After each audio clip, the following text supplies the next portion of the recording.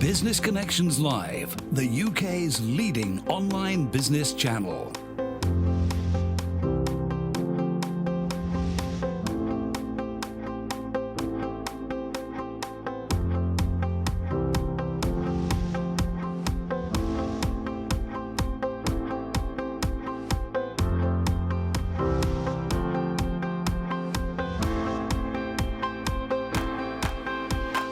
This is Business Connections Live with Steve Hyland.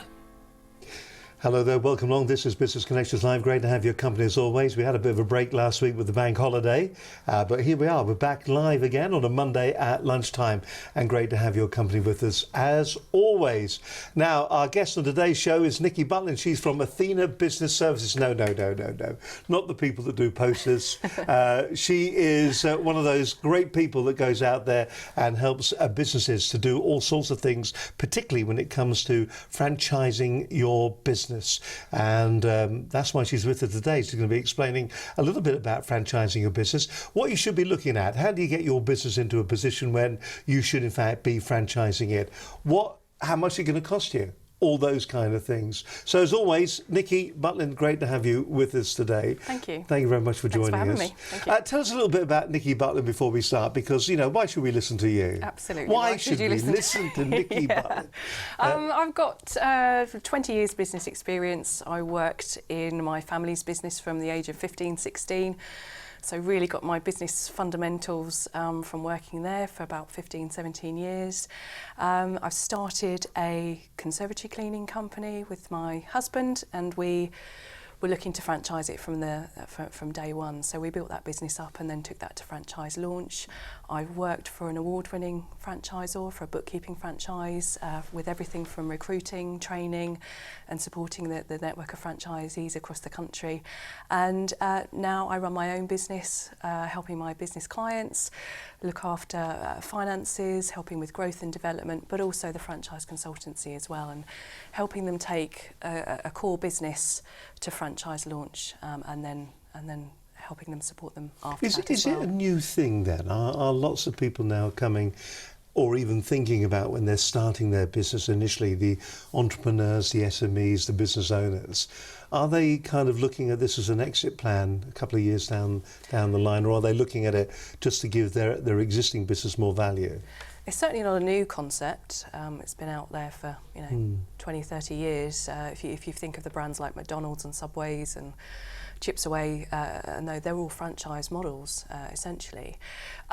It's for business owners that are looking to take a core business that they're running at the moment that's doing well, that's profitable, that they might want to take that business to a national level, and franchising is one of the routes that they can look at to make that happen. But fundamentally, I mean, the thing that's important about this is what we're saying is, so this could be, should we say, this could be Business Connections Live Limited, and we may be saying to ourselves, what we would like to do is that we would like to franchise this business and then sell that to other people. Yep. This isn't about getting a big redundancy paycheck and going out there and going, I'd like to have a business, I'm going to buy into a franchise. That's not really what we're talking about, is it? No, the purpose of the show is talking to business owners who want to grow their business, and they want to be able to benefit from the profits and the growth that they're going to get. And it's you might have a business owner at home that's running something as a core, and they want to expand it, and then they're looking at the routes to make that happen. They could employ managers and have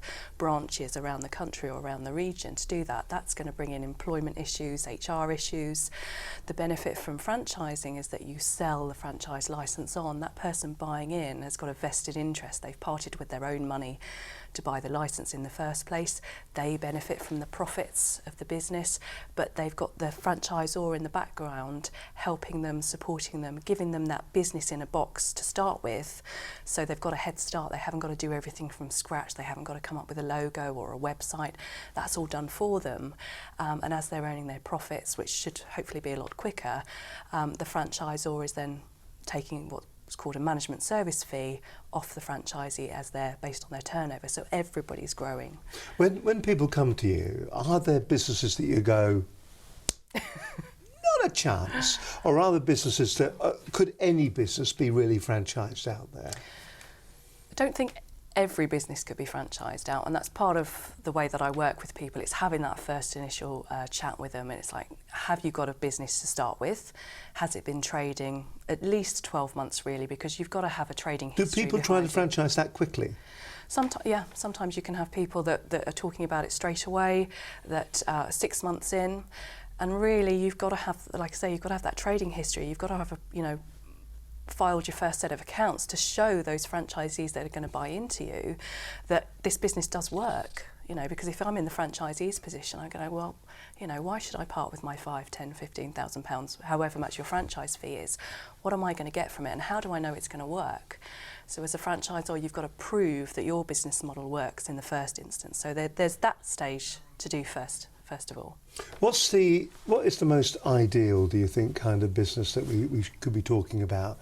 What's going to be ideal then to franchise? Is there an ideal business?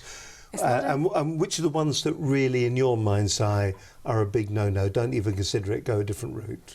If you are the face of your business and your business only works because you're at the front of it, then it's probably not going to work. What you're looking for is a business that can be replicated anywhere across the country and potentially around the world if you're looking into international franchising as well.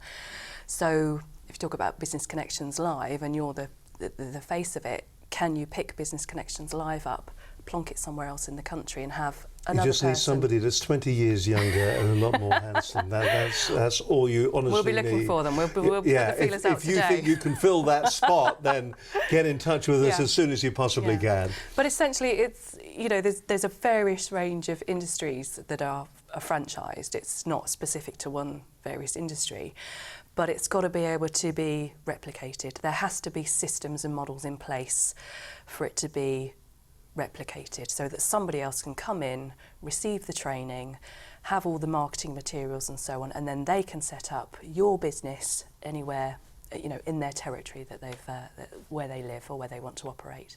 Well, what we're going to do, we're going to be talking all about how you should go about it, what you should be considering, what like Nikki is going to need when you turn up and you talk to her or to organisations like her, how you should prepare yourself to bring your business to be franchised. What do you need to do? We've already touched a little bit about, you've got to have books there. I suppose the most fundamental thing about all of this is that you've got to be absolutely certain that it's a replicable idea.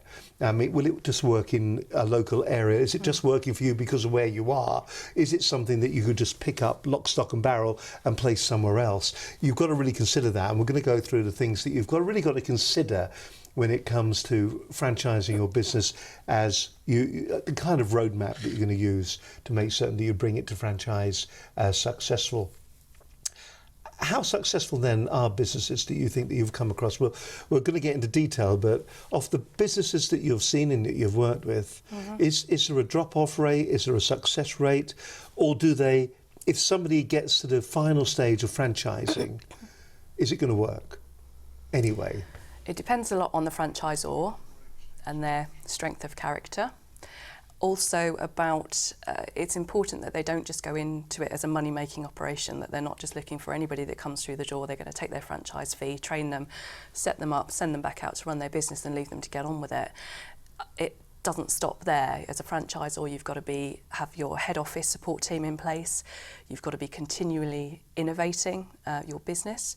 You've also got to be working on the products and everything and supporting your franchisees through their growth. That's one of the reasons they've bought into you in the first place, is because some of them could potentially go off and do it on their own, but they've bought into you because they want you as their business mentor. They want you looking after them. They want to come on the ride with you. So, yeah.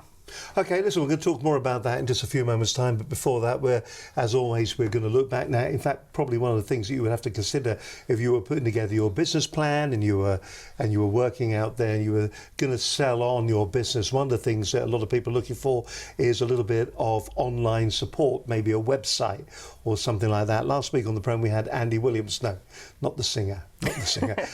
We had Andy Williams from Andy Williams SEO, an old friend of the programme. He's been with us before. It's the second show. I watched it actually while I was away. I was on holiday, and while I was away, I watched the programme again. Absolutely fascinating. We were talking about SEO, search engine optimization. What you need to do now, what we're trying to do, we're all trying to please Google ultimately. And what Google is trying to do, Google is trying to please its customers, which are us, when we go online to actually do a search. So there's no point in us going to Google, tapping in something that we're looking for, and Google to come back with a load of results that are of no interest or of no benefit to us. So that's why Google keep updating their algorithms so that when you put in a search, the websites that are out there are geared up to deliver the right information so that the right information comes back to you when you've done the search. So if you're looking for someone that delivers franchisees or franchise services, when you put that in, you do not want to be finding out about franchises that you can buy. You want to find somebody that will provide the services that you need to turn your business into a franchise opportunity. Now, Google want to do that too. So SEO is of paramount importance.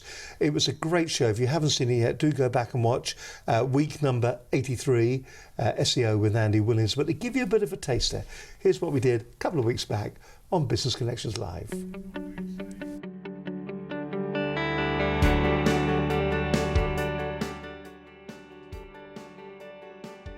We are talking SEO, Search Engine Optimization. Now, my guest on today's show is Andy Williams. No, not the singer. He's long gone. No, this is the Andy Williams, SEO Andy Williams. Been on the show before. He's going to be giving us advice on how you should be going about SEOing your website. What you'll find is that some people maybe will design websites and as an add-on they will offer SEO. But they might not be SEOs by trade, or they might not be digital marketers by trade. So what effectively they're doing is carrying out the best tactics that they believe are still relevant, and they could be completely out of date. The problem with Google Updates is that there's a lot of noise that surround them before they come out, but no one knows exactly what the impact is going to be. We're still in a position as well where people might not be getting a lot of mobile traffic. So the fact that there's a mobile update that's come out might not affect them, might not bother them at all. And you could also be in a position as well where half of your site is mobile friendly and half isn't, but that might be what you want. If you're only looking to target your mobile audience in a certain way, then you definitely have to optimize towards that. But if you're not up to date at the moment, definitely look into it, definitely become responsive. But yeah, it wasn't the big panic that everyone thought it was going to be. But the idea behind SEO these days is you've got to think about your audience. You've got to think about who you want to address. Who do you want to engage with you? Who is looking to buy your products? And the way SEO has changed now is that should be your focus, rather than going around keyword stuffing your site full of all these terms and having loads of internal links and footer links and doing all the wrong things that make your site look horrible, messy and non-engaging. That's all out the window now. You've got to think about your audience, and you've got to build content around your site. You've got to build a presence around your site. You've got to be social. You've got to put content out there. You've got to make people engage. You've got to, when they come to your site, you've got to make them act the way that you want them to. The very nature of SEO is getting to #1 in Google or onto the first page. So as you can imagine, there are lots of old blog posts that have got lots of longevity and they still rank for how to write a title tag, but that doesn't mean that it's still relevant. So it's important that you understand that the updates, and we've had 3 that are probably going to be the main ones. We've already spoken about the mobile update, but there's Penguin, there's Panda and there's Pigeon. If you've got really great content and you're putting it out there, people will naturally link back to you. Whereas before you could kind of create your own links, put your site into directories. Now it's kind of down to the individual. If you've got great content, people are going to link to it, and they're the sort of links that you want to get. And if someone comes to your page, what is it that you want them to do on that page? Is it to buy the product? Is it to contact you? Or is it to find more information? The most recent one is the Pigeon update. But this is around local SEO, and the idea is that Google want to deliver the most local information if you search for something that's got local intent. Google ranks web pages, it doesn't rank websites. So it could well be that you've got one page that doesn't rank very well, but another page does. But if all you've done is optimised your entire site across the same key term, but each individual page is relevant to something completely unique. So if you sell different products online, then every single one of those pages should be optimised to that individual product. So I am Andy Williams, not the Andy Williams, the other Andy Williams from Andy Williams SEO Limited. And some of the key takeaways I think that you need to look into if you're going to carry out your own SEO, if you haven't got time to hire an individual like myself or an agency, then what you need to do is that the SEO landscape has changed a bit, so you need to know exactly what Google is expecting from you. So make sure you're up to date with all the Google updates. There are plenty of blog posts that are out there. The main ones to look out for, of course, are Penguin, Panda, Pigeon, and of course the recent mobile update. It's important you understand what they're about so that you can move forward from those. It's also important that you understand what Google is expecting from you. So make sure you do your research into that as well. Once you've done that and you're in a position where you can actually start your SEO, then the key places you need to look on page are your title tag, your meta description, your H headings, the image alt tags, and also the content as well. Make sure the content is of a very, very high quality. Make sure when people come to your pages, they know exactly what you want them to do. If you're selling a product, then sell the product. If you're offering information, then offer the information. But don't fill that space with information that is going to waste their time, or else they will just move elsewhere. And make sure you've got your name and your address and also your phone number on pretty much all your pages. A really good place to put this is in the footer of your site as well, so that information can then also be fed in from a local SEO point of view. And make sure you look into the technical SEO side of things as well, which is a whole different subject. But if your site isn't technically sound, then you could be holding yourself back. So make sure you look into those areas and you're off to a good start. Andy Williams from Andy Williams SEO, and in fact Andy's going to be SEOing our brand new site. Dare I show this right now? I'm not certain. Here it is. This is the new site, by the way. We've been working on it, and it's hopefully it'll make it a lot easier to find the content and the programs that you're looking for. A couple of recommendations there from some of our good friends, the likes of John Davies from Just Cashflow, Ruben Singh from All Day PA, and Warren Knight as well, who's a lovely bloke. And the nice thing is there's a couple of shows, and while we're here, because I know that Nikki is also a 4N member as well, you'll see there that the Business Networking Show, we're going to be doing a live broadcast from that. But if you do go to the front page of the site, you will get all the programs sitting on the front page. You'll also get ways to easily navigate to them. And the other thing that's good as well, if you want to catch up there on the menu, you can catch up on all the programs, but there's a whole load of new stuff coming along with different training courses that are just going to be perfect for your business. If you want to check the site out, just simply go to businessconnectionslive.com. It's our site. Tell us what you think. We'd love to hear from you as well on that too. My guest today is Nikki Butlin from Athena Business Services, talking about and talking us through the processes when it comes to franchising your business. We've kind of looked, it's nearly a 5-stage process, isn't it? Yeah, I think so. That you've got to look at. So let's just recap what we've been talking about. We found out a bit about you. So can my business be franchised? That's probably the question that people are going to ask. And we kind of half answered it. Yes. But in a couple of sentences, the key things that we've got to remember when it comes to whether our business can be franchised or not are: have you been trading for about a year or more? Have you got proven sales and marketing routes? Are you in profit? No one's going to want to buy a franchise if you can't make money from it. Have you got a brand that can be replicated anywhere in the country? Those are the 4 main things I think we would look at first, and then we talk about the discussions and exactly what your business is, and then we start looking at who, is there anybody else out there at the moment that's doing exactly what you're doing? Because when you get further down the line into the recruitment stage and people are, you're trying to sell your franchise prospect, people are going to be looking at you and saying, well, I think I can go and do that myself, actually. Yeah. I can set up my own website, I can get the equipment, and I don't need to part with my money to buy a franchise. So it's what can you offer those franchisees that they can't do themselves? You've got to have something unique to offer them as well. Do you think, is it services or is it product? You can do both. But which one in your opinion? Because you've had experience of it now. So you were talking about the business that you were looking at, and yours was a service, wasn't it? Yeah, I was doing a service business. Yeah. But do product-based franchise, which in your opinion work the best, or is there no difference? It's all about the core business and what the product is or what the service is. Is it required is that product or service required right across the country? Just because, so I'm from East Anglia, just because my business works well in East Anglia, does it mean it's going to work well in Scotland or Wales or the West Country? Is there a demand for it everywhere so that you can sell the franchise? How do you do that research? Are you online doing that, or do you have to visit the areas? What's the best way of getting that kind of information? It's looking at the core businesses itself, and then it's researching as to what's already out there, and it depends on the business. If the business is something that's very localised or very niche, there might be, and it's taken a long time to build up. You know, a business could be been going 10, 20 years in a specific region. It's you know, the stage 2 that I do with people is going into the nitty-gritty and evaluating the franchise prospect. You have to come up with a franchise package, what your franchisees are going to get when they buy the franchise off of you. What equipment are you going to give them? What marketing resources are you going to give them? Are you going to give them a page on their website?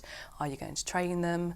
Are you going to give them a van if it's a van-based business, or offices or something? So you have to develop that as well. So it's going through all those things. So we do a lot of that in the evaluation process as to will it actually work as a franchise. Because so this is really step 2 in the process, isn't it? So we're evaluating the franchise.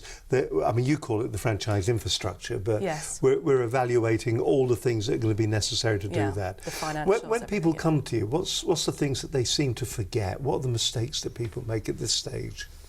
They can sometimes see it as a get-rich-quick scheme, which it really isn't. You have to be in it for the long term. You might look at franchise fees across the rest of the industry and go, you know, they're selling a franchise for £20,000 plus VAT or whatever. That's great, £20,000 in your pocket. But actually, no, you've got to reinvest.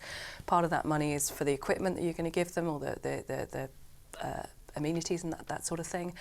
And then you've got to help them market and everything. A franchisor will end up earning their money off the management service fee that they get once the franchisee is profitable. They're earning a profit.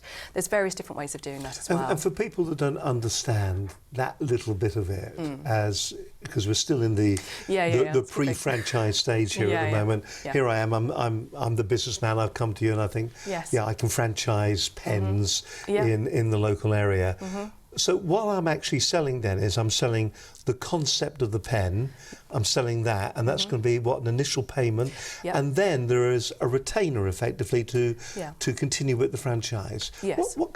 How do you work out those kind of figures? Yeah, a lot of the what's commonplace is around about a 10% management service fee. So a franchisee will come to you, they'll buy the franchise package off of you, what you've already set the fee to be. So thank you very much, I've bought your franchise package, you've trained me, you've set me up, I'm ready to go and set up your business in my local area. And I've got everything that I need to make that happen. Once then I start earning money, I'm turning over money, you can start charging me say like a 10%, so whatever I'm turning over a month, you charge me a 10% management service fee and I give you that. So as the franchisor, you've got lots of franchise pods going on around the country and you're earning 10% off of all of their turnover. That's where you start earning your money. Right then, so my business then that is selling these pens, so I've got this whole, you know, this is the idea, the concept, I've come up with some figures. At this stage, how much does it cost me to get to that point? To franchise your business? Yeah. It's a little bit, how long is a piece of string, I'm 27.5 inches. I measured it once. That's how long it is. Really? Yeah. Okay. Yeah. Yeah. That's inches, pounds. It depends. It really but depends. Budgetary-wise, I suppose there's a lot that you can do yourself. If I was to go to somebody who would do it all for me and come back, then you're talking a lot more. Yeah. There are a few basics that you must have, things like the franchise agreement. I spoke to somebody a little while ago that was looking to buy a franchise agreement off the internet, a kind of off-the-shelf kind of thing for £300-400, which you can do, but it's likely to end in tears because the franchise agreement is the binding legal contract that ties your franchisor to your franchisee. It's normally for a 5-year term, some can do 10, some more. But if something goes wrong between that relationship, that's where it comes back to, and that's where things go through the legal process. So that's one thing you have to have definitely in place, is a good franchise legal team behind you, and get that franchise agreement in place. So that can be anywhere £3,000, £4,000, £5,000. So you start really with. to go into this. So this isn't at the moment. It's not get rich quick, is it? Absolutely This is not. investment into the possibility of this working. Yes, yeah. Which is why it's so important to get your homework done at the very beginning. I do see a few people that go into it. They might have a friend that goes, yeah, I'm going to start a franchise. I've got a franchise agreement. I've given them a few leaflets and everything. They've started up the franchise, and it really isn't. If you're going to do it properly and do it for the long term, you've got to get the homework done right at the very beginning, get those basics in place, because those initial franchisees that you take on will end up being your marketing, your PR. They're going to be your evangelists, aren't they? Yeah, They're going to be out there to beating sell the drum. more franchises. But it isn't to sell franchises, it isn't to take those franchise fees, it's to build your business up to that national, potential international level, because that's the main goal. At this stage, then, and I think I might know the answer. So we've looked at, can my business be franchised? And we've both agreed, because we talked to you, that yes, my pen business could indeed be franchised. Yes. We've evaluated the franchise infrastructure. At this point, what's the biggest mistake that people make? Again, excuse me, not doing the homework. It's all about preparation. Isn't Because, and another big thing of that is going through the financials. It's setting out the projections. What can a franchisee expect to earn over that 5-year term? Because if you're earning out of it, but the franchisee isn't going to earn out of it, they're not going to buy the franchise in the first place. Or you're going to get some very disgruntled franchisees 2 or 3 years in who actually, I paid 20 grand for this franchise, I'm not earning any money, and they're going to walk away, and that eventually it implodes. So the mistakes that people make is not doing the homework, not doing the planning sufficiently enough. Yeah. Well, that's stage 1 and also stage 2. Yeah. Anything else we need to remember on stage 2? Stage 2, it's just looking at that planning, and also once you might be able to cope with your first 5 or 10 franchisees on your own. Once you get any further than that, you're going to need to invest in a head office support team, because how are you going to support them? Are you going to be on the phone 24/7? When these people set up and they want support from you, how are you going to deliver that? So again, there's investment at that stage as well. And that really, you see, these are the things you just don't think about, aren't they? So you go into it with this lovely Glossy sunny day eyes, feeling, and you think to yourself, this is going to be a breeze. Yeah. I've got a great idea. Yeah. How do you protect the idea? Is there a way of protecting what the franchise is about? Because you're selling your knowledge on. You're saying, look, here's my knowledge. Yeah. You go away and you make money on the back of that knowledge as well. What stops the franchisees from, shall we say, 5 years down the line saying, do you know what, I'm going to do this on my own? Yeah. How do you stop that? Can you stop that?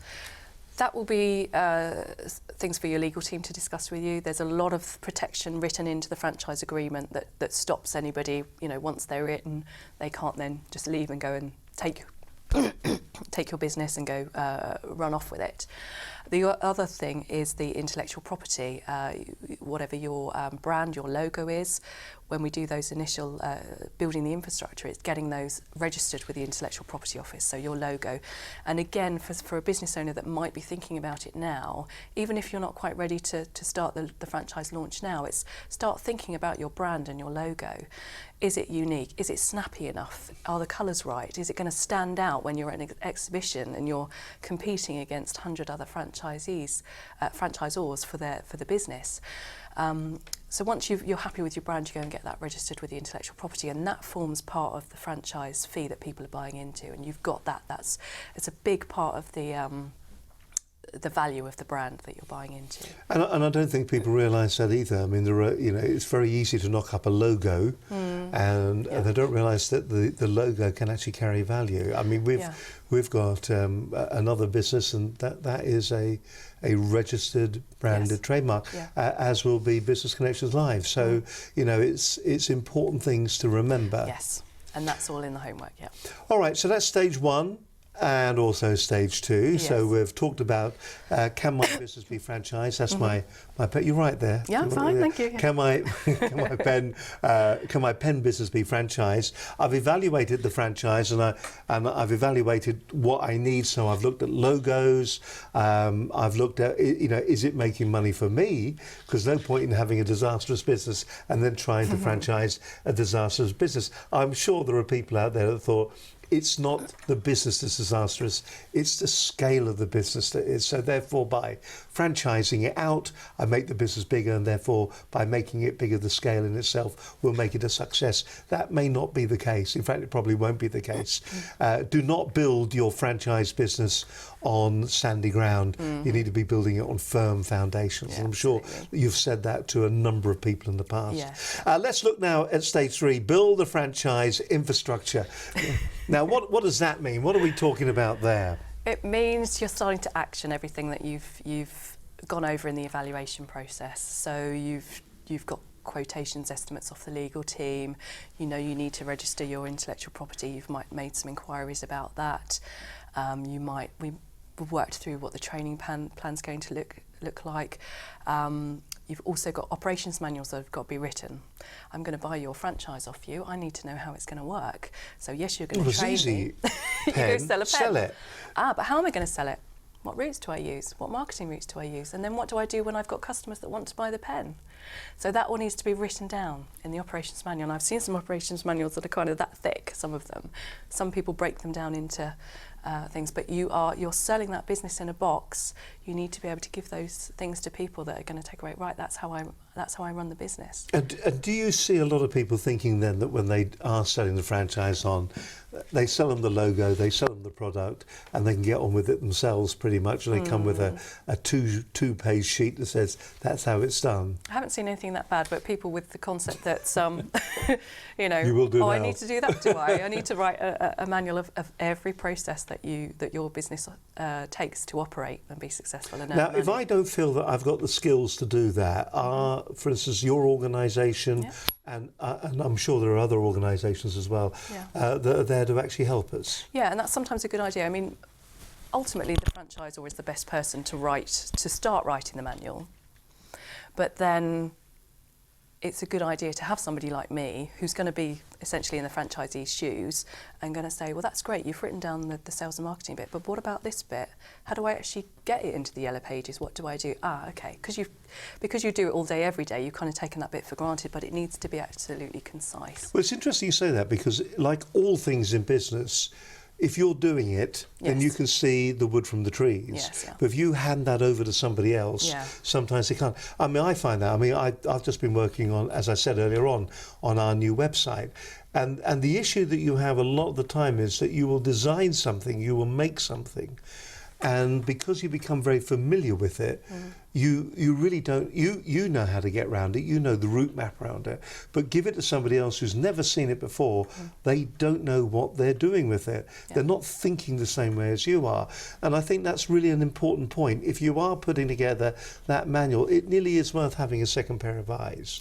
Absolutely, because somebody like me is going to ask the questions that are, once you get into training, that's your franchisees are going to be asking those questions. All right then. Okay, so we've got the manual all sorted out. Yep, got the manual. What else do we need to do at this particular stage? So we've got the intellectual property registering. That can take 6 to 8 months to come through. How long? It can take 6 to 8 months, but once it's up there, it's kind of, because the important thing is that people can contest it.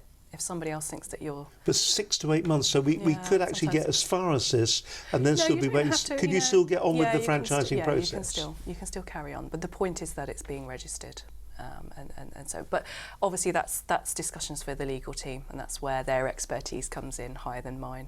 And would most legal teams be able to highlight that pretty early on? Yes, if there's going to be issues? I mean, people can go on there, the ipo.gov.uk, you can go on there and search for registrations, you can search for keywords, so anybody at home could go and look on there and have a look and see what's already registered. When I had my franchise business, we actually registered it ourselves because we were quite happy to do that. But again, depends on the business, what you're prepared to do yourself, because you have to register in certain classes that are relevant to your business and also franchising as well. So that's where you get the advice on that section. At this stage, would this have happened earlier on probably, but at this stage, is this Is this sometimes when you start to get legal people involved, you start to try and do trademark registration and stuff like that, that you then discover that you're not unique or not as unique as you thought you were, and that there are other businesses out there that are probably doing your franchise already? But that's where that comes into the stage 1 and stage 2, is that we already looked at those kind of things. We kind of do a research on who's already out there, who's doing something similar, what the logos are looking like. So it's something we're already a step ahead of that, and we're making it unique as we can already. So we're pretty much set up now then, aren't we? We're nearly at that stage. Anything that we've forgotten at this particular point? We've got our manual, we've got our product. There's quite a lot. Yeah, we've done our registration. We've got the registration, the territory mapping as well. Is very what does that mean? It means when you sell a franchise, you are granting the rights for that person to operate your business under your brand in a specified location. And a lot of businesses do, some businesses do it very differently. Some people find postcode areas. It depends, again, what the business is, what the demographics are, who you are selling your business to. So say you are, I've got some children's franchises that I work with, so we're looking at schools, the number of schools in a particular territory. What the important thing with that is that you want to give equal opportunity to each franchisee. So if you're selling a franchise in Norfolk, where I live, it's got to be the same opportunity that you're selling to a franchisee in Scotland. So you need to have the criteria. So it might be like we're looking for 100 schools in each territory, and that defines that area, and that gets put into the franchise agreement, that franchisee can operate that business in that set location. So there's territory mapping. There are companies. Is there a kind of a fuzzy edge to areas, or would you say, in your experience, that area is an area? It's a solid line. If there were in a school, for instance, if there's a school over that line, doesn't matter how close it is, it's on the other side of the line, and that is somebody else's. Well, this is where you have a good relationship between your franchisors and your franchisees. So it's probably. It depends how you want to set it out in your franchise agreement, but it will be that you can only market to the schools, for this example, in that area. If a school outside of your area is to approach you, that's okay, you can go and see them. Or if you're a franchisee working with a neighbouring franchisee, you might have a good relationship between the two, and you go, actually, that's in your territory, you deal with that one. So again, it's how you set it out at the start and how those rules, which is why the starting process is so important, because you've got to get those things set in ground level. And don't get me wrong, there's franchisors that I work with that are still tweaking and changing things as they go along, because different problems come up that you perhaps weren't expecting. Do you think people actually get it right, pretty much? Probably not. Probably not. No, okay. It's always evolving. But now let me look at this. So we've done the. Yeah. So it's interesting, because I was just looking here that on some of the notes, building the franchise. I suppose the important things, the thing that you always put in the safe and you never look at again, the business plan. You pretty much need that to have that all resolved. If you're going don't you? for funding, yeah, you've got to have a business bank plan, funding, if required. I mean, if you think you're going to do it off the back of it, already we've spent maybe £5,000 on getting our business ready to be franchised. When we're going to the bank, I suppose. Is it the bank we go to initially, or are there other areas we can go to for franchise funding? There are, I think there's 3 or 4 specific high street banks that have specialised franchising departments. So I've contacts with a lot of those that I can put people in touch with. That's the route that I went when I franchised my business. Had a good relationship with the franchising manager and got the funding to do our business. So that's your starting point there. Specific franchising banks, probably, because they understand the industry that you're coming into. So they will know a good business plan when they see it. I'm going to work my way down your list now. Okay, we're ticking. So right, intellectual property, yep, we've covered, and yes, we're happy with that, so we'll give a tick to that. The franchise agreement, we've also talked about. Yep. Your recommendation is don't just buy it off the internet. Actually go and see a legal beagle, and they should be able to do something that's more specific to you. Specific to you. Yep. And that really is important. You can't muck around with that. No.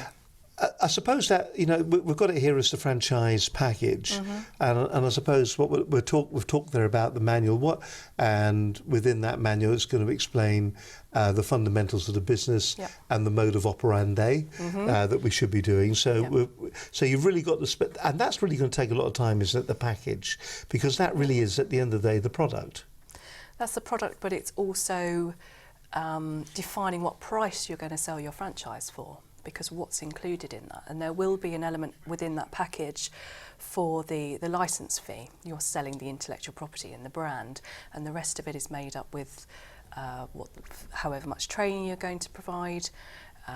Like I say, is there going to be a van included if it's van-based? Equipment, software, marketing.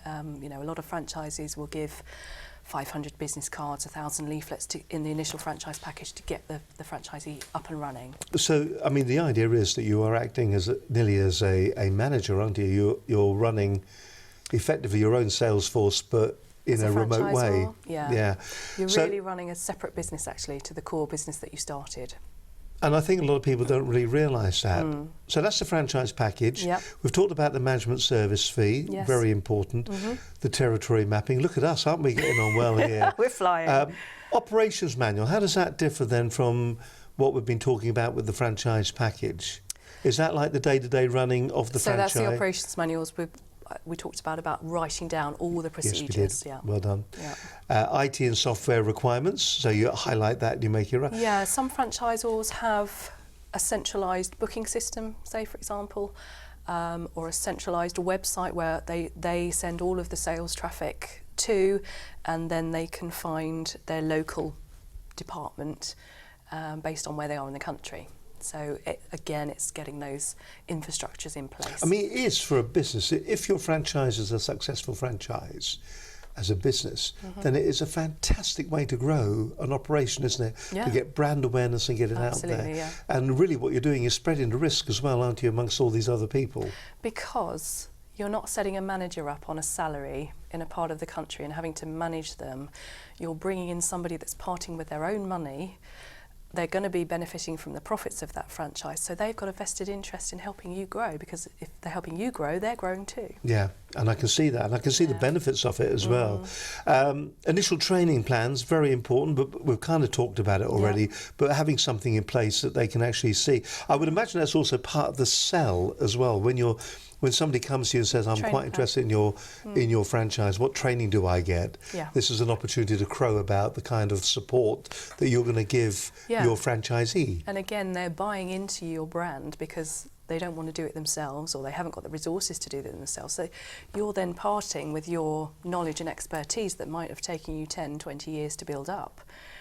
So yeah, very valuable. And it's that initial training that's then going to set them off ready to start their business in their location. Equipment and supplies you talked about. You talked about the van. Look at all the ticks. God, 15 parts on this one. Financial projections.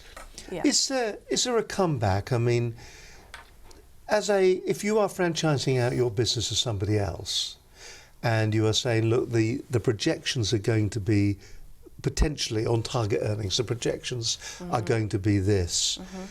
Obviously, when you're talking to them as well, is what if they underperform? Is that going to be in your T's and C's where you can say, actually, what you've done is you've taken this area, you're not developing and growing the franchise as I would like you to be doing, so therefore I'm going to take the franchise back? There's potentially those discussions to have. Also, when we're at the earlier stages, that's why it's important to have the trading history, because if you've proven that your business works in your area and those are your trading figures, those are the first things that we're going to use to build up the projections for the franchisee. And then we underestimate them as well, erring on the side of caution. So if somebody's overdoing that, they're overperforming. And then once you're built up to the first 5-10 franchisees, you're then collating all of their data to use that to recruit the next batch of franchisees. But we do hear horror stories, don't we, about people that buy a franchise and it doesn't work, and they have all sorts of terrible troubles. There's a couple that spring to mind right now that we won't, no names, no back drill, but we can't say that for legal reasons. But you find yourself in a situation where you are stuck with an outgoing where there is not sufficient income coming in. Yeah, and again, it's so important to franchise on an ethical basis to begin with, that you don't just take the first person that comes through the door with a cheque for your franchise fee and take them on board. The recruitment process is so important. It's like a proper interview, isn't it? It's not about the money, but it's a nearly, two-way is it? interview as well, because when I used to do the recruitment interviews, I would always say it's got to be right for you. as well. We're going to go into a 5-year term here. If you don't like us, it's not going to work. We're going to be supporting you for the next 5 years. But you know what's interesting about that? That is a fundamental of all interviews. And I think a lot of people think that when somebody is if I was interviewing you, it's as much about you interviewing me. And a lot of people forget that. Yes, I think that's really interesting. So, OK, we're doing well now. Okay. Here's one that's frightening. It's got the financial projections, legislation checks. Yeah, all the health and safety, again, depending on health and safety and recruitment and legals, that sort of thing, particularly if you're, like we were, a cleaning business, health and safety requirements, climbing up ladders, the equipment that we were using with poles and such like, it's just making sure that you're covered, that you're taking this When you say poles, you mean poles as opposed to cleaning people? Poles. Cleaning poles. Not because I was going to say that's very specific for a franchise. No. You must only employ these people from this country. No. Recruitment marketing. Yeah. This is obviously for them to be bringing staff in locally as well. No, actually, in that respect, it means as a franchisor, once you start advertising your franchise as a prospect, the recruitment marketing that you're then going to use for them. So I've expressed an interest. What are you going to send me? I'm going to send you a nice shiny brochure telling you all about the franchise, and then you're going to perhaps say that yes, you're interested. Then we'll have a chat on the phone, then we'll bring you in for interview, and we will have a disclosure document where it outlines the whole prospect of the franchise, all the financials, everything that's going to be involved in that, and it's about being transparent about exactly what's on offer on the table here. So the recruitment, the advertising to get people interested in buying your franchise. 2 more steps to go. So far we've looked at can my business be franchised? That's the question you have to ask yourself. Evaluate the franchise infrastructure, where we've worked our way through the brand, the competition, financials, the franchise package, the sales and marketing and so on. And then we've looked at building the franchise infrastructure, which is going to be very important. Now, these are just things that you will not be thinking about.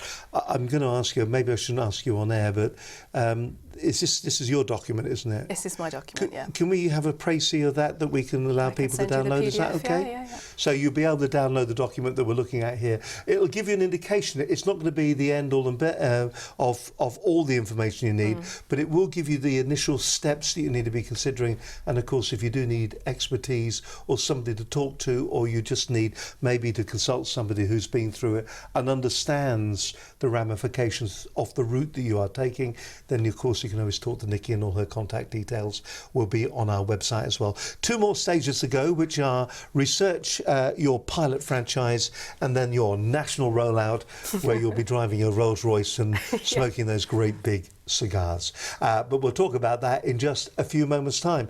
Okie dokie then. What are we going to talk about now? Well, today's an interesting day. What's the date today? Anyone remind me?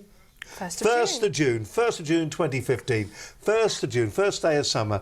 And today is also when self-enrollment or auto-enrollment kicks in when it comes to pensions. If you are an employer, then you've got to do something with your employees. If you employ them, there is doing a contribution towards their pension. Now, it's in the news today, and I know this kind of dates the programme, but we thought it was important just to remind you about some of the ramifications when it comes to the auto-enrolment as an employer and also as a member of the staff. A year ago, practically, we were talking to a young gentleman from Shaw Walker Lees. His name is Philip Skinner. Philip joined me on the programme, and we talked all about the whole area of pensions. It was a frightening show. If you don't have a pension in place at the moment, then you should be looking through the round hole.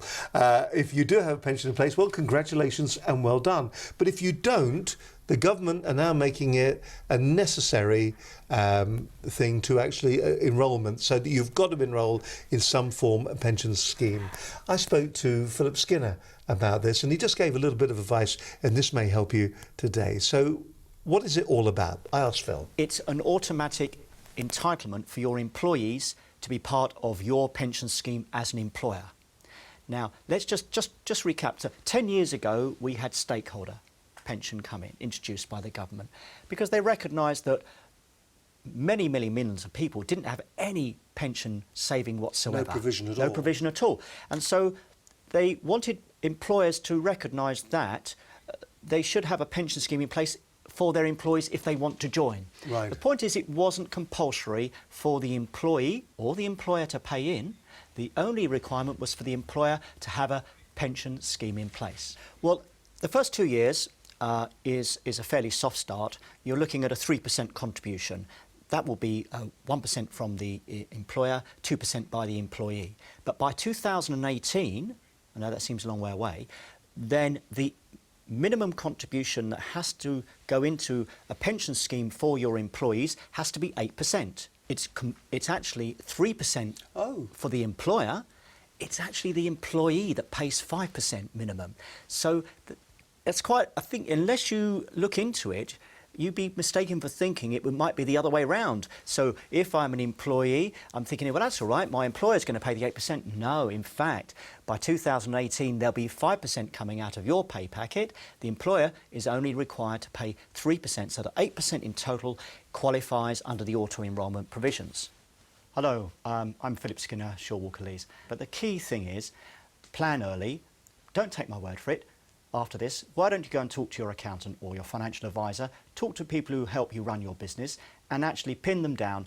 What's this about auto-enrollment? You need guidance. It's really important that you, as the employer responsible, have an understanding of what it entails, because then and only then, I think, can you really begin to get the process moving, because you've really got to drive it. It's all very well relying on other people, but I think you need to really go for that process. Engage your staff, have some workshops, some seminars, so you can have a question and answer session. That's really, I think that's quite important. We found that very useful for some of our clients who have already got engaged in this process and what it really means for them. Ultimately, your employees are going to want to know how much you're going to put in, because that's fundamental for them. But see it as a way of retaining staff, and pay careful attention to the paperwork when you get it. You'll be given a number of options, such as where should you invest your money? That's your decision. It's up to you. It depends on your risk profile. So you really need to talk to someone about assessing your risk profile, what it means for you. Diversifying, not just diversify the actual portfolio itself within the pension plan, but about some of your other assets and investments that you have. Try and spread it around a bit. That is really key. Diversification. Don't have all your eggs in one basket. But don't be complacent about pension. Don't rely on it entirely. It is really down to you. But as I said, plan ahead, talk to people like us. We can guide you, and that's the most important thing. Fascinating show. If you do get an opportunity, do check it out. I can't remember what programme it was, but somebody will tell me. Number 39, it was, Business Connections Live, number 38. 37. I think I've got a line. Now, number 37 is the programme that you need to watch if you want to see the entire show, with Philip Skinner from Shaw Walker Lees. You're watching Business Connections Live. We're on programme 84 at the moment. We're also a little bit of a trail, a little bit of a promotion as well. Don't forget the business networking show that's going to be coming up at Wolverhampton Racecourse on Friday, the 18th of September. It's not that far away, actually. It's going to be a great show. We're going to be broadcasting live from the show, All Day PA, the main sponsors. There's Ruben Singh, one of our good friends there. Also, Zero was sponsoring the show too. But look at the keynote speakers. Stephen Thomas is going to be talking about networking. You can ask him questions. Ruben, it's hard to beat a person who never gives up. All Day PA founder's journey, a fascinating story. And he's going to be the opening keynote at the event. We've got Will King as well. King of Shaves, creator, injecting entrepreneur sauce into your business. You can see the partners that are going to be there. Oh, look, there we are. We're going to be broadcasting from the show. Other keynote speakers that are going to be Gary Turner from Zero, Chris Ducker, entrepreneur, speaker and author. Brad, of course, is going to be there. Brad Burton, UK's #1 motivational speaker, back with more high-octane advice. It is a terrific event. If you didn't get up to Wolverhampton last year, then if you can, try and get there. Look, there's Debbie Huxton, Ian Dixon, some old friends of ours here on the show. The Media Zone, that's going to be us. We're going to be broadcasting live from the event. If you want to get your tickets, you can go simply to the businessnetworkingshow.info. That's their website, or you can follow the link on our website as well. If you want to exhibit, stands £249, and also they've got the world's largest bump table. So some of the ideas from their from the 4 networking organisation being used there, but you'll find that all the networking organisations are going to be represented there. It's going to be a great show. If you get an opportunity, do go along to it. It is the Business Networking Show 2015 at Wolverhampton Racecourse, Friday the 18th of September, and we look forward to seeing you there. Don't miss it. Book now. It was a great show last year. We're looking forward to going back up the Wolverhampton again this year. My guest today is Nikki Butlin from Athena Business Services. We're talking about how you go about franchising your business, how you go about, you've got a great idea, you've got your pen business and you're doing very well out of it, and you think you could roll that out across the country.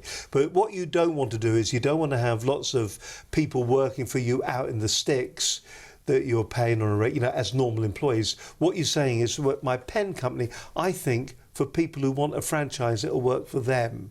So we've been working away how you would set up your pen company, or any company for that matter, so that it would become the ideal business to allow it to be franchised. We've looked at the steps so far. Can my business be franchised? We've done that. Evaluate the franchise infrastructure, build the franchise infrastructure. There are 2 more stages to go on this particular plan.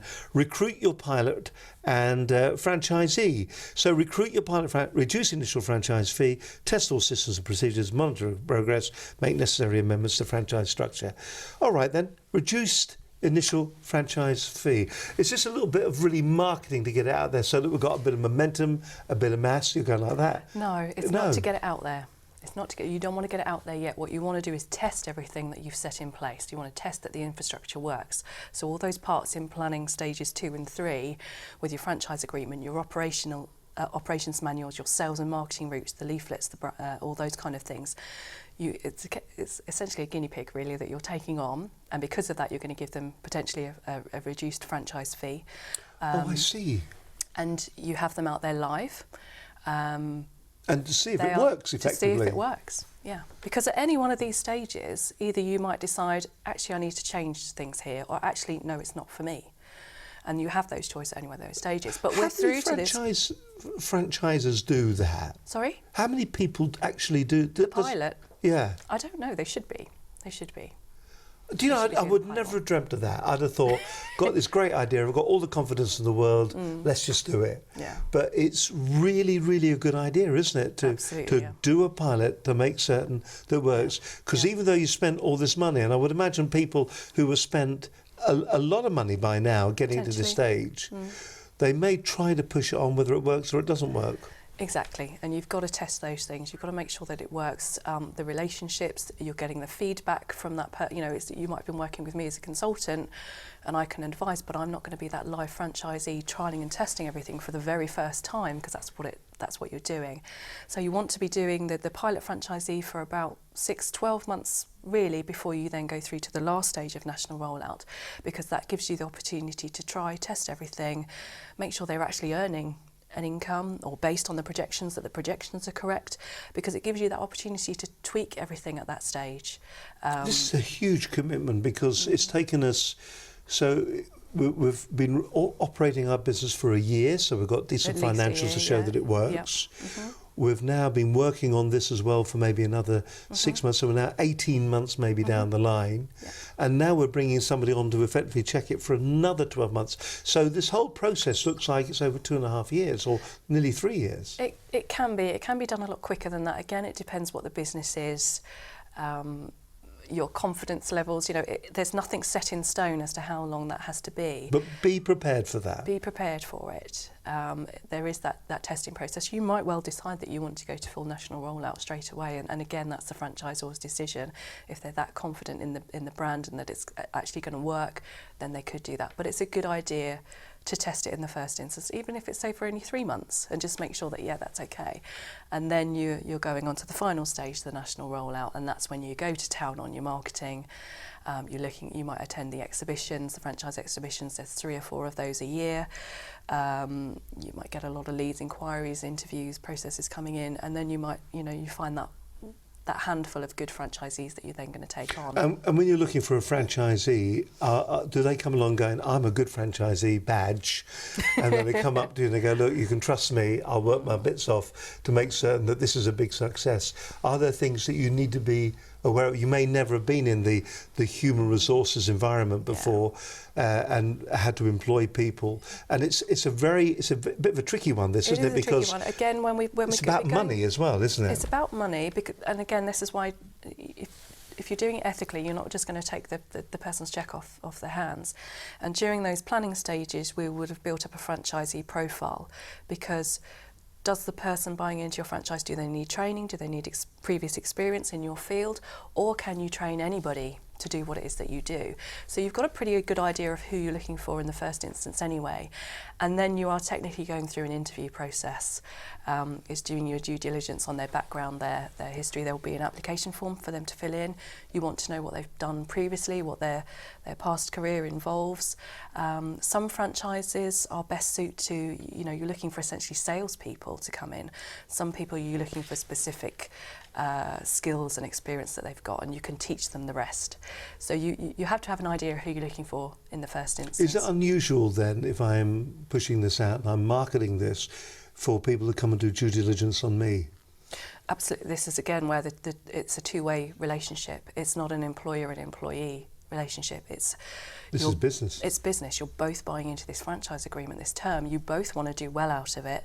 So they're going to research you as much as you're going to research them as well. They want to know what your background is as well. What have you done in business? There's, you've got Companies House, do you deal on the internet? They can look at how many businesses you've had previously. And if you've got a bit of a checkered past, that's going to raise flags for them as well. So you've got to have your everything ready to give them. And like I say, it's ethical, and it's being as transparent as you possibly can. It's an open book, This is and it's got to be that way, that you can't hold anything back. So, National Recruitment Programme, we've talked about that. Grow Head Office Support Team. As the franchise grows, I suppose you're going to. The necessity is that you're going to have to employ people. You have to support them ongoing. You can't just set them up and leave them to it. You have to support and you have to innovate going forward. And you can then reward them as well. Lots of my clients do annual conferences where they'll do awards for best performing franchisee, and that really builds the connections, because they're not just on their own. They are part of this national network, and they can feed and help off of each other. A lot of franchisors have forums, online forums, where they can talk and discuss between them, give advice and support to the new people coming on. You are really building this huge, potential network. And continued innovation. You've got to stay ahead of the game, because if you're running a successful franchise, the likelihood is that other people will tag onto that and potentially have another franchise doing a similar thing to you. So you're going to have competition out there in the field of people that are offering the same franchise opportunity. They might have different technology, new innovations on software and technology. They're going to be a more attractive prospect than you are to a potential franchisee coming on board. So you've got to stay ahead of the game. And that's what it's all about. It is about staying ahead of the game, making certain that you are ahead of it. And do you know, it's a big job, but the benefits of successfully doing this must be huge. The satisfaction must be fantastic as well. Absolutely, yeah. The franchise that you started, still going? Yes, not as a franchise, but it's still going as a business, yeah. Fantastic. How many people do you talk to about this a year, and how many people take up and run with it? It is a long process, like we've discussed today. It's a long process, and some people that I talk to are just at that early stage. They might have only been operating for 6 months. They're just starting to think about franchising. I'll still have a chat with them. I'll still tell them what it is that they need to be working towards, and when they're ready, because I work very flexibly with people, when they're ready, they'll come and have another chat with me, and we go, right, okay, well, let's sit down and we'll do stage 2 together. So it's a long game for me as well, and it's making those connections with people. And I've got some fabulous clients who I work with on an intermittent space. They call me, pick me up when they need my services and expertise, and then I might not hear from them from a couple of months. But that's cool. I still stay in touch with them. They're growing their franchise. They're growing their business. It's fantastic. Nikki, I'm going to ask you in a few moments' time to do the takeaways of the programme, the key things that people need to remember. It can either be the list, or it can be, I'm sure there's other nuggets of information. The piece of paper that we've been working our way through, And we don't normally do this actually, but because the topic is so complicated, it's a document that Nikki's put together called The Stages of Franchising. It's a 5-stage process. It's got a number of different bullet points. If you'd like a copy of that, if you go to this particular program on businessconnectionslive.com, you'll have to give your email address so we'll actually send it to you, or it'll be locked on the page. But you can actually have a copy of this. It's well worth looking at so that you can just get a kind of a feel about maybe the process. You may feel that once you've read this that it's not the way that you want to go, and maybe that isn't what you want to do. But if it is something that you want to do, all of Nikki's contact details are going to be there as well for that matter, and it'll allow you to have at least some form of an initial checklist for you to start working your way through. It's by no means exhaustive in the content that's on there. For instance, the manual alone that you would have to put together for your franchisee would be several pages of checklists, I would imagine. But it is a starting point, and if you do want that starting point, then you can join us. We talked also as well that you're going to need some legal advice on there. This leads nicely onto the fact that on next week's programme we have Andrew Weaver from Lawyer Fair, the comparison light, lawfair.com. He's going to be sharing his experiences of the pitfalls and perils of the fundraising process. In fact, they are now completely fundraised. They've raised all the pennies. It's a great site. If you're looking for legal advice for your business, how to find the best property, find the best lawyer in any particular field, you simply go onto the site, you fill in the details there, and they have a panel of lawyers and legal beagles that they can turn to, and they will recommend them, and you will be sent in the appropriate direction. It's a great site. It's a fantastic service. It really has grown. We met Andrew just prior to the launch of the site, or I think the site had just launched. It really has developed. It really has grown. It's a serious contender out there right now. If you want to find out more how Lawyer Fair can help you, but also how he went about raising the funding for it, which is a really interesting topic, then you can get it. You can watch the programme next week. That's going to be Andrew Weaver with us on the show. Future programmes include Michael Graham from NJB Graham, advice on business and sales development. We like sales development. That's good, because if you've got no sales, you don't have a business. Check out the new website as well, if you don't mind. Go along there. We'd love to get your feedback on the site as well, for that matter.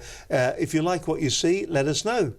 If you think it could be improved, if there's something we think is a big improvement on what it was, if there's something on the site that you'd like to change, then that would be fantastic. Also, we are working on our Facebook page as well. We'd love you to go on there and like us on Facebook too, whichever Facebook we're using. But you'll understand what we're talking about. Linda's going to come on at some stage and talk about Facebook. And finally, if you like the show and you're thinking, do you know what? I'm sending out newsletters, they're getting zero response. But now, wouldn't it be great if you could send out a programme like this one, maybe 5-10 minutes, that covers the key topics that your niche market wants to see?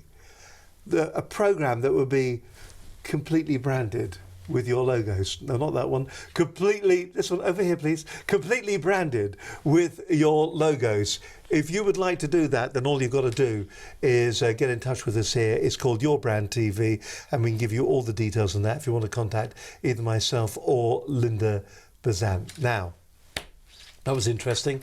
A black screen. So then, it's time for our takeaways with Nikki. Which camera shall I ask Nikki to look down? So, camera number 1, Nikki, is going to be yours. Mm-hmm. If you'd like, look straight down camera number 1, take a breath, say who you are, and really it's the key takeaways that we got from today, mm-hmm. and what people should remember about the discussion that we've had. Nikki Butlin, the airways are all yours. I'm Nikki Butlin from Athena Business Services, and I provide franchise consultancy to businesses that are looking to take their core business through to franchise launch.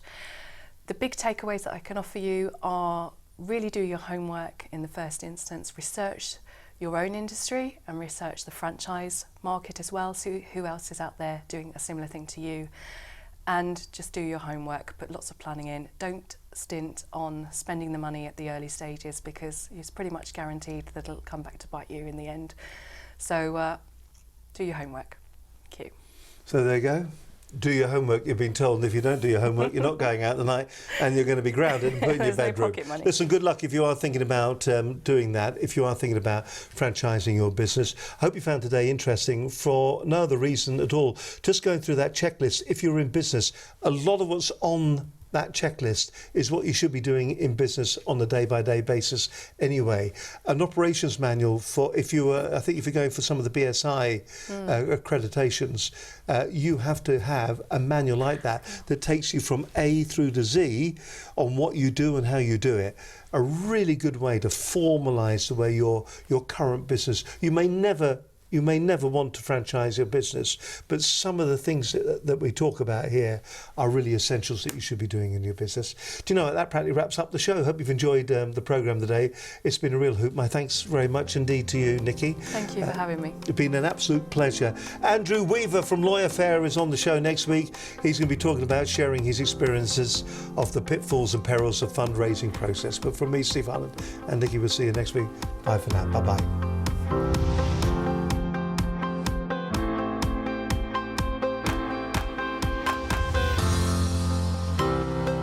Business Connections Live, the UK's leading online business channel.